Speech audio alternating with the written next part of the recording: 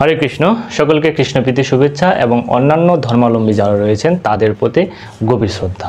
আপনারা হয়তো ইতিমধ্যে জেনেছেন যে মাননীয় ধর্ম উপদেষ্টা তিনি বলেছেন যে এবারের দুর্গাপূজায় সনাতন ধর্মাবলম্বীরা যদি চান তবে মাদ্রাসার স্টুডেন্টরা সেই মন্দিরের প্রতিমা এবং মন্দির রক্ষার্থে বিশেষ ভূমিকা পালন করবেন। এবং আমরা ইতিমধ্যে জেনেছি যে বিভিন্ন সোশ্যাল মিডিয়া থেকে আমরা জানতে পেরেছি যে মাদ্রাসার ছাত্ররা তারা এ বিষয়ে আগ্রহ প্রকাশ করছেন। আজকের এই ভিডিওতে আমি আলোচনা করব যে সনাতনীরা আসলে কি চায়, কারা তাদেরকে পাশে চায় এবং কারা তাদেরকে পাশে চায় না, কি কারণে তাদেরকে পাশে চায় আবার কি কারণে তাদেরকে পাশে চায় না, এবং সর্বশেষে আমি আমার মত প্রকাশ করব এবং আপনাদের মত প্রকাশের জন্য কমেন্ট বক্স রেখে গেলাম। অবশ্যই কমেন্ট করে আপনার মতামতটি জানিয়ে দেবেন। তো চলুন শুরু করা যাক। সনাতনীরা আসলে কি চায়? সনাতনীরা দুটো জিনিস চায়, একটি হচ্ছে কেউ তাদেরকে পাশে চায়, আবার কেউ তাদেরকে পাশে চায় না। কারা তাদেরকে পাশে চায় এবং কারা তাদেরকে পাশে চায় না, চলুন শুরুতে আমরা দেখি যে কেন তাদেরকে মন্দির এবং প্রতিমা রক্ষার ক্ষেত্রে চায় না। দেখেন, আমরা বহুদিন পূর্বের ঘটনা নিয়ে আলোচনা করব না, আমরা রিসেন্ট যে ঘটনাবলী ঘটছে সেই সব ঘটনা নিয়ে আমরা আলোচনা করব।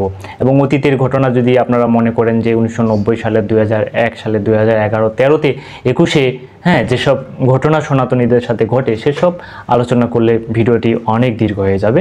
সেই কারণে আমরা পূর্বের অতীতে যা ঘটেছে সব কিছু বাদ দিয়ে রিসেন্ট এই সালে অর্থাৎ 2024 সালেই যে ঘটনাগুলো সনাতন ধর্মের সাথে, সনাতন ধর্মাবলম্বী মানুষের সাথে ঘটেছে সেগুলো আলোচনা করলে আশা করি আমরা বুঝতে পারবো যে কেন সনাতনীরা তাদেরকে চায় না। চলুন আমরা একটু বন্যার যে সময়কালীনটা সেই সময়ে ফিরে যাই। আপনারা হয়তো সোশ্যাল মিডিয়া ব্যবহার করেছেন এবং সেখানে দেখতে পেয়েছেন এই ভিডিওটি, যেখানে কিনা এই হুজুর এই ছেলেটিকে শিরকমুক্ত করা হচ্ছে। অনেকেই বলতেই পারেন যে ছেলেটি তো মুসলিম, তাদের ধর্মে এসব মালাটালা পরার কোনো নিয়ম নেই, সেক্ষেত্রে তাকে শিরকমুক্ত করতে পারে, এ তো ভুলের কিছু নেই বা অন্যের কিছু নেই। সত্যি তাই, যে মুসলিম যার ধর্মে যেরকম আছে সে সেরকম ধর্মেই পালন করবে, করুক, এটাই চাই, এটা হওয়া উচিত। কিন্তু প্রশ্ন হচ্ছে, আমার এই সনাতনী মায়ের, সনাতনী ভাইটি এখন ধর্ম কি, ধর্ম কাকে বলে সেই সম্পর্কেই অবগত নয়, তাকে কি করে শিরকমুক্ত করা হলো, প্রশ্ন থেকে গেল। আবার এক মুসলিম ধর্মের ভাই, তিনি এক হিন্দু সনাতনী বৃদ্ধ মানুষকে বলছেন যে তিনি মেডিসিন নিয়ে আসেন, এই মেডিসিন পাঠ করলে নাকি আর কোনো ধরনের অশান্তি থাকবে না, খালি শান্তি আর শান্তি। আসলে আপনারা কি কখনো শুনেছেন যে মেডিসিন কখনো পাঠ করা যায়? চলুন তো আমরা দেখি যে কিভাবে মেডিসিন পাঠ করছে যার কারণে শান্তি লাভ হচ্ছে। মেডিসিন নিয়ে আসছি কাকা, সবাই তো খাবার নিয়ে আসে কাকা, আমরা নিয়ে আসি কি মেডিসিন, ওষুধ নিয়ে আসি।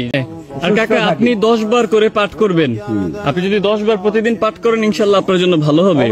আপনি বলবেন আমার সাথে সাথে, বলেন আসসালাতু আসসালামু ওয়ালাইকুম, আলহামদুলিল্লাহ, আল্লাহ আপনাকে কবুল করুক, আল্লাহ আপনাকে কবুল করুক। এবং আমি আসি না, অনেকেই হয়তো আপনারা এই ধরনের ভিডিও বিভিন্ন সোশ্যাল মিডিয়ায় দেখে থাকবেন, কিন্তু আপনারা কি কখনো শুনেছেন যে ইসলাম ধর্মের যারা স্কলার, যারা পণ্ডিত রয়েছেন, তারা পাবলিক প্লেসে উচ্চ স্বরে বলছেন যে তাদের নাকি জন্ম মূর্তি ভাঙার জন্য, মূর্তি গড়ার জন্য নয়। চলুন আমরা শুনি তিনি কি বলছেন।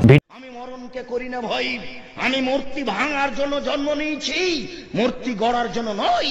আমি ছবি মূর্তি ভাঙার জন্য জন্ম নিয়েছি, আমি গড়ার জন্য জন্ম নিইনি। ইব্রাহিম আলাইহিস সালাম আমার পিতা। ভিডিওটি হয়তো অনেক পুরনো লাগছে, কিছুদিন পূর্বেই এরকম আরেকজন স্কলার কি বলেছেন শুনে নিই। এই মূর্তি ভাঙ্গা হচ্ছে এই সমাজকে পরিবর্তন করে, মূর্তির সমাজকে ভেঙ্গে দিয়ে তাওহীদের সমাজ গড়ার জন্য এক সুপরিকল্পিত পরিকল্পনার অংশের সূচনা হচ্ছে মূর্তি ভাঙ্গা। আর এইরকম কোন পরিকল্পনা কোন বুড়া মানুষের মাথায় ঢোকে না, ঢোকে তো যুবকের মাথায় ঢোকে। তো আপনারা শুনলেন, চলুন এবার আমরা একটু খুলনায় ঘুরে আসি। খুলনার সোনারাঙ্গার যে আবাসিক অঞ্চলের যে ঘটনাবলী আপনারা সকলেই জানেন যে সেখানে মাদ্রাসার ছাত্ররা উৎসব মণ্ডল নামে একজন সনাতনী তার নবীকে কটূক্তি করেছেন বলে সেই উৎসব মণ্ডলকে বাড়ি থেকে ধরে নিয়ে এসে তারা থানায় দিয়ে দেন, এবং তারাই সেখানে অনেক মানুষকে তারা একত্রিত করেন এবং অবশেষে সেই উৎসব মণ্ডলকে পুলিশের কাছ থেকে কেড়ে নিয়ে তারাই শাস্তি প্রদান করেন।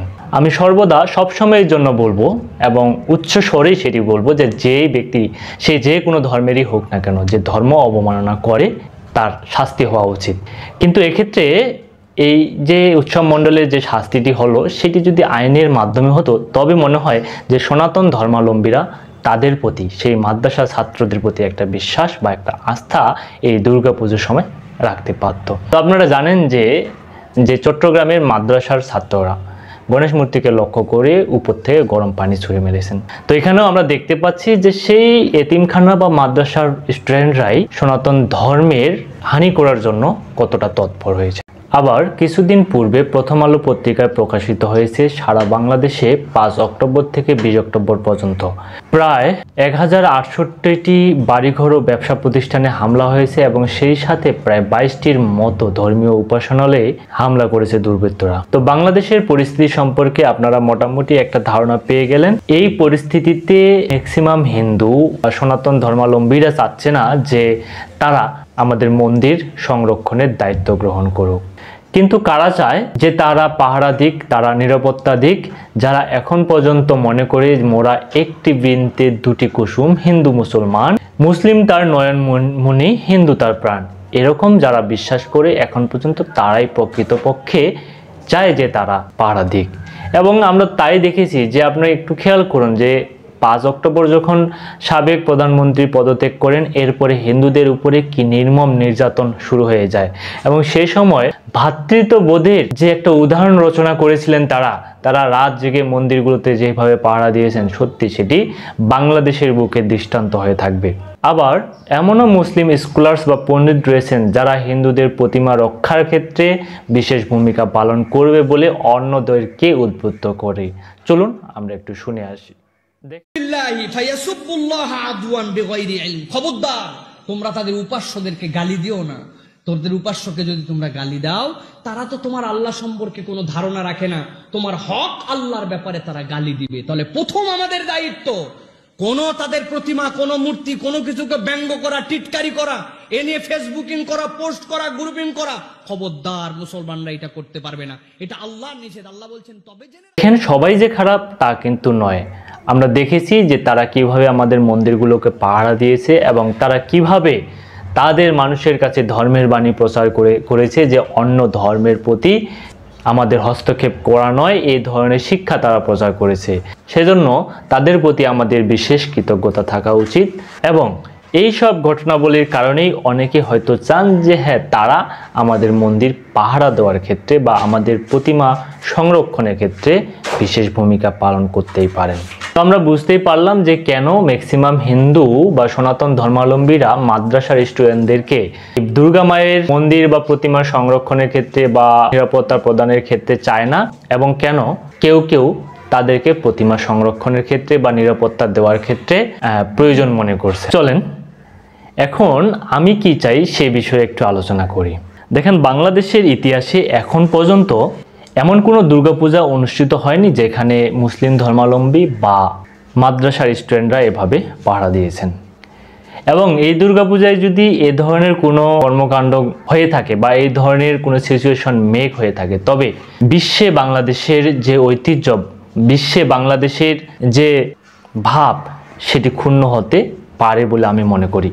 কিন্তু প্রকৃতপক্ষে আমি চাচ্ছি না যে তারা আমাদের মন্দিরগুলোতে পাহারা দিক, কারণ এটি বাংলাদেশের ভাবমূর্তিকে ক্ষুণ্ণ করে। তাই আমি বাংলাদেশের প্রশাসন ব্যবস্থা এবং মাননীয় ধর্ম উপদেষ্টাকে বলতে চাই, যদি বাংলাদেশের প্রশাসন ব্যবস্থার সামর্থ্য থেকে থাকে তবে তারাই যেন বাংলাদেশের প্রত্যেকটি দুর্গা মণ্ডপে সেই নিরাপত্তা নিশ্চিত করেন। আর যদি তাদের দক্ষ জনবল না থাকে তবে সেক্ষেত্রে বাংলাদেশের প্রশাসন এবং আমার মুসলিম মাদ্রাসার ভাইয়েরা বা মুসলিম সম্প্রদায়ের ভাইয়েরা এবং সেই মন্দিরের যে কমিটি কর্তৃপক্ষ রয়েছে সকলেই সম্মিলিতভাবে মন্দিরের নিরাপত্তা নিশ্চিত করা। এভাবে আমরা যদি করতে পারি, এমনটি যদি আমরা করতে পারি, একই সাথে ভ্রাতৃত্ববোধ রক্ষা হবে এবং একই সাথে বাংলাদেশের মান অক্ষুণ্ণ থাকবে। বাংলাদেশের ইতিহাসে সর্বশ্রেষ্ঠ একটি দুর্গা উৎসব আমরা পালন করতে